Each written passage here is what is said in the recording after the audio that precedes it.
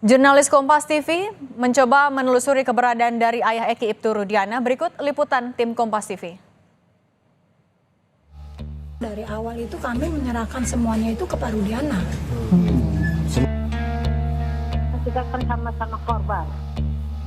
Tapi kok yang berasa kayak kehilang itu dari pihak keluarga kami aja.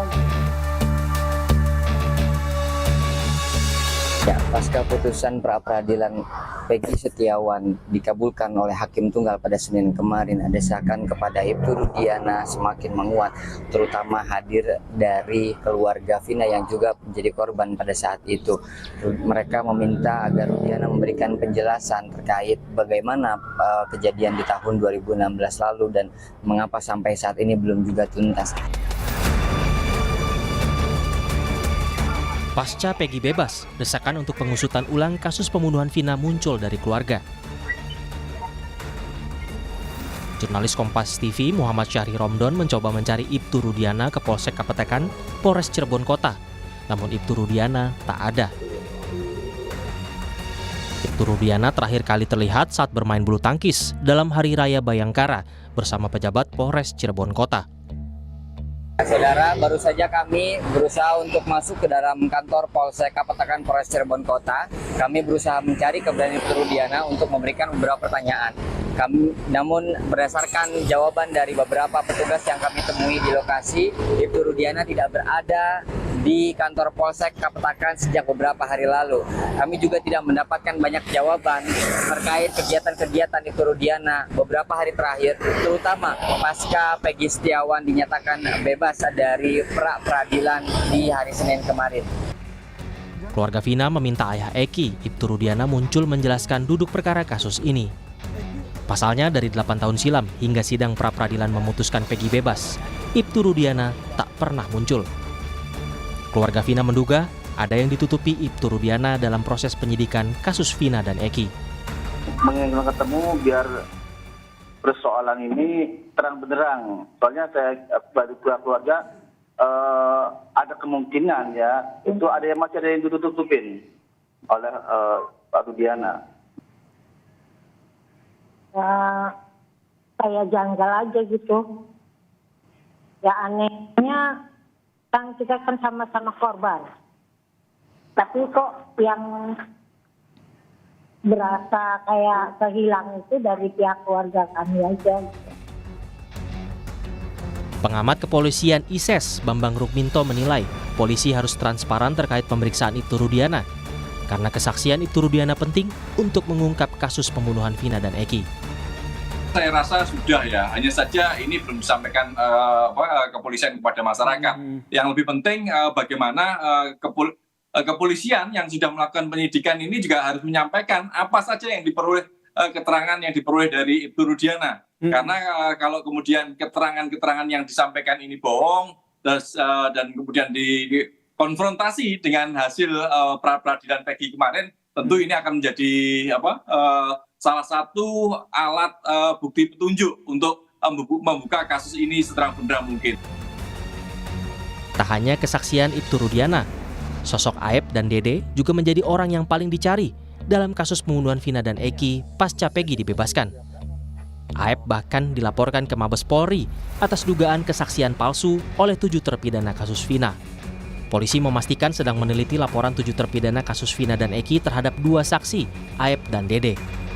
Setiap ada laporan tentu kami menerima menjadi hak para pelapor dan tentu langkah yang dilakukan akan melakukan penelitian, mengkaji, menganalisis terhadap setiap laporan-laporan. Tentu ini menjadi pada tugas Polri. Namun tentu kita akan cermati, kita analisis dengan apa yang menjadi bagian daripada laporan itu. Pasca Peggy bebas, kini Polda Jabar harus mengusut kembali 3 orang yang menjadi DPO dalam kasus pembunuhan Vina dan Eki. Tim Liputan Kompas TV. Mantan Menko Polhukam Mahfud MD dalam program Rosi menilai proses hukum terhadap kasus pembunuhan Vina dan Eki serampangan. Hal ini terbukti setelah Peggy dinyatakan bebas dalam sidang pra-peradilan. Mahfud menyebut dengan pembebasan Peggy seharusnya bisa membebaskan 7 terpidana kasus Vina lainnya karena pelaku didakwa dengan dakwaan yang sama.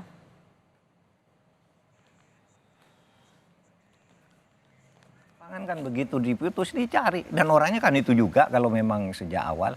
Lalu serampangan yang kedua katanya 3, lalu diumumkan yang 2 itu fiktif, tidak ada gitu. Padahal itu putusan pengadilan, ada 3 DPO. Dakwaan jaksa yang kemudian dicantumkan di putusan pengadilan, di dalam proses persidangan itu disebut. Ini kan serampangan namanya gitu. Sehingga waktu itu saya hanya menyatakan yaitu lebih dari unprofesional, itu kira-kira akan melindungi nama seseorang dan mencari kambing hitam, sehingga kira-kira di situ. Tetapi kita buktikan dulu. Nah sekarang udah terbukti, berarti itu sudah bisa mulai dipakai sebagai novum. Tinggal dalil-dalil yang dipakai nanti oleh pengacaranya bahwa yang 7 ini harus bebas dong. Ini satu paket dakwaan kok ternyata ini salah kan gitu. Kesaksian Ibtu Rudiana dinilai penting untuk membongkar kembali kasus pembunuhan Vina dan Eki. Pasalnya, ayah Eki, Ibtu Rudiana yang membuat laporan awal terkait kronologi pembunuhan anaknya dan Vina. Bagaimana polisi bisa mengusut kembali kasus ini? Kita bahas bersama praktisi hukum Pitra Ramadoni dan Saur Siagian. Kita ke Bang Saur dulu. Bang Saur, selamat sore. Selamat sore Mbak Cindy. Oke. Bang Saur, Pak Mahfud kan tadi bilang kalau penanganan kasus Vina serampangan. Anda melihat hal yang sama kah? Saya pikir bisa dipahami. Saya juga sesungguhnya 1 bulan yang lalu ketika Saudara Dinkrimun Polda Jawa Barat mengumumkan dari 3 hanya 1-2 fiktif, menurut saya ada yang sangat serius. Karena di satu sisi Polda Jawa Barat mengutip bahwa ini sudah inkrah, tetapi dia tidak mengutip utuh, tetapi dia sepihak mengatakan 2 fiktif. Nah, saya juga mengatakan kalau konstruksinya seperti itu, padahal yang melakukan penyidikan ini adalah Polres Cirebon yang sudah juga diserahkan kepada Polda Jawa Barat. Tentu dalam KUHP bahwa penyidik itu hanya 1. Tidak mungkin seorang penyidik yang mengusut kasus yang sama, kemudian itu diuji di pengadilan, bahkan banding, kemudian kasasi, dan kemudian dikatakan 3 DPO. Makanya dari awal saya mengatakan itu obstruction of justice, bahkan penghinaan kepada pengadilan. Saya setuju. Saya sudah kemarin bersama dengan Pitra di salah satu stasiun televisi untuk menghindari terjadinya lagi korban-korban. Jangan lagi kemudian beban ini hanya diserahkan kepada polisi, karena kita harus jujur, tangan jaksa juga berdarah-darah, apalagi hakim. Nah, kita lebih baik memfokuskan energi kita, memberi kesempatan kepada 7 terpidana ini, supaya beban jangan di kepolisian untuk segera melakukan PK, dan kita menahan diri semua, menunggu PK, sehingga tidak akan lagi korban. Sekarang ini kan korban Direktur Polda Jawa Barat sudah diminta segera dicopot, dan saya kira kalau itu terjadi, bahkan bisa berpotensi ini seperti Sambo, akan banyak penyidik-penyidik polisi-polisi melakukan obstruction of justice, dan karir mereka ini akan hancur. Saya setuju dengan Prof. Mahfud. Nah, kalau keinginan dari keluarga Vina, mungkin nanti Fitra juga bisa mendorong, karena 2 yang kehilangan anak, pertanyaan besar memang awal kerusakan ini harus kita jujur, dimulai dengan barangkali saudara bapaknya Eki begitu emosional, dia yang sepihak melakukan penyidikan, padahal KUHP mengatur seperti putusan pra peradilan soal Peggy, harus ada surat-surat, ada surat penyidikan sehingga melakukan penangkapan, tapi ini sebaliknya ditangkap dulu, bahkan mereka ini dianiaya, kemudian kita tersangka. Jadi potensi saya kira terjadi katakanlah pelanggaran hukum itu sangat serius. Jadi saya sangat setuju dengan Prof. Mahfud. Terima kasih. Oke. Kalau dari Bang Pitra melihat serampangan juga nggak? Kan dengan bebasnya Peggy artinya bisa menimbulkan pertanyaan juga untuk 7 terpidana lainnya, jangan-jangan penanganannya sama lagi. Anda melihat samakah serampangan?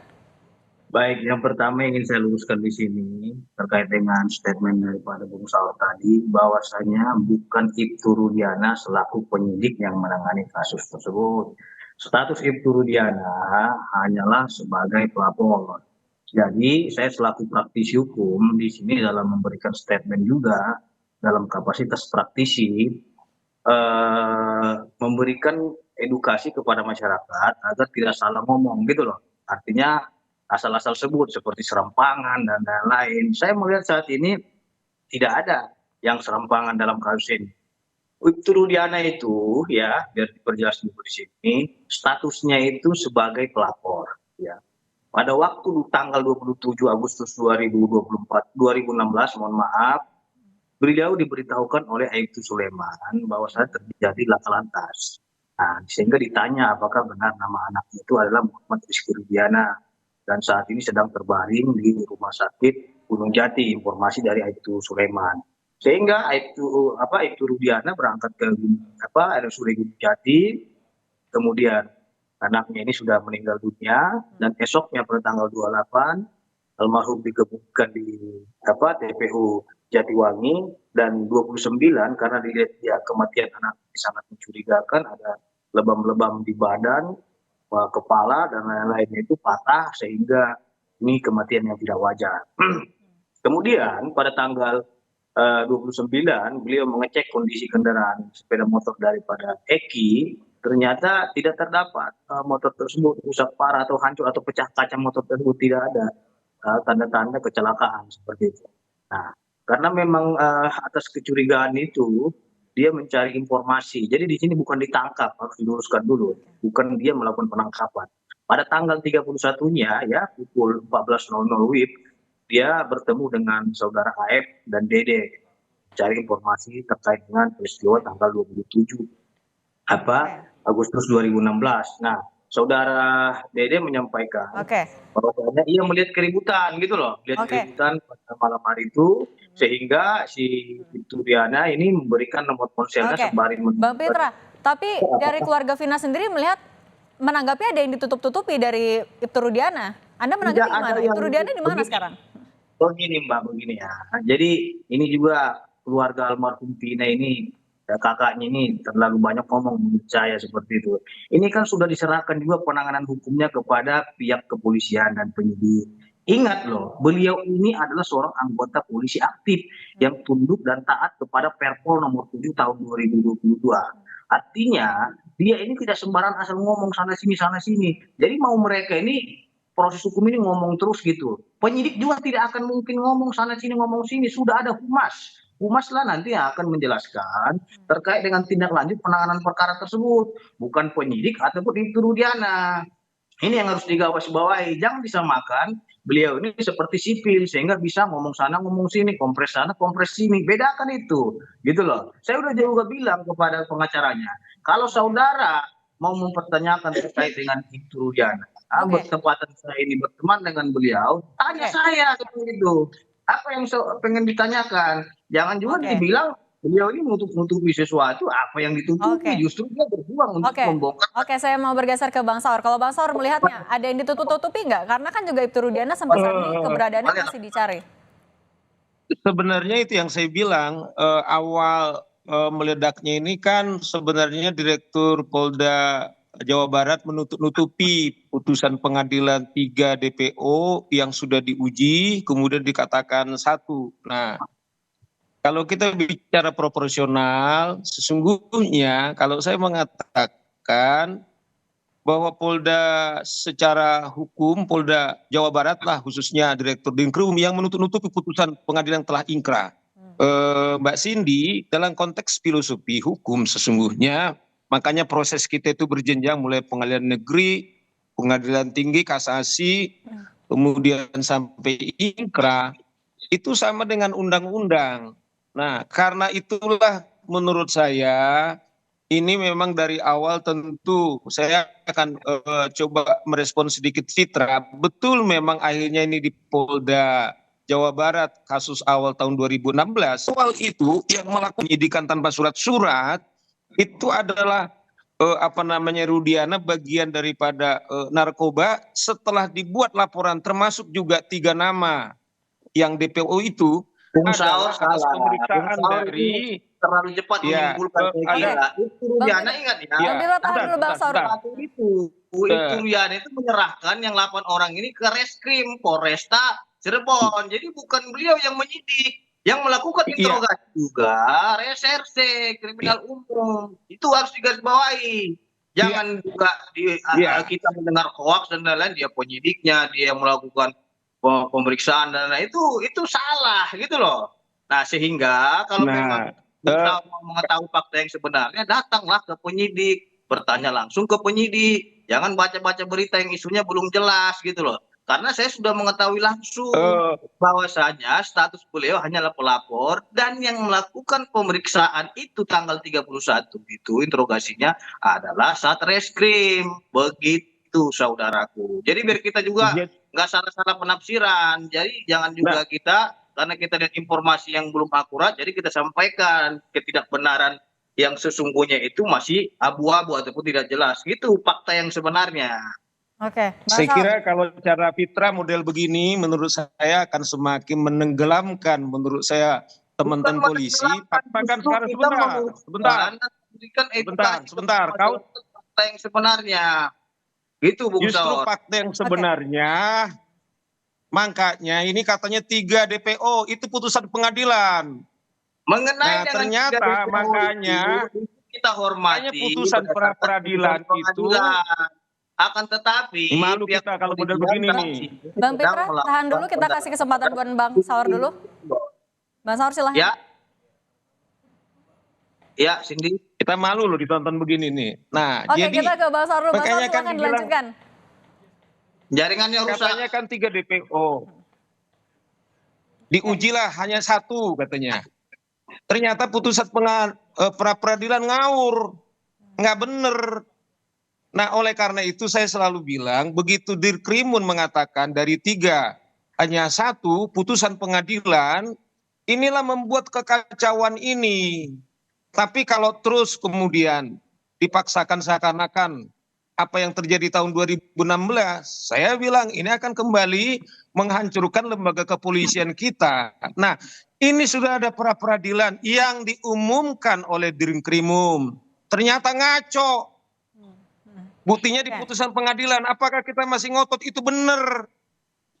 Kita harus proporsional untuk memberikan katakanlah opini hukum. Kasihan nanti Polda ini, kasihan polisi ini, kita kemudian jerumuskan gitu loh. Saya setuju, tapi Pitra boleh setuju.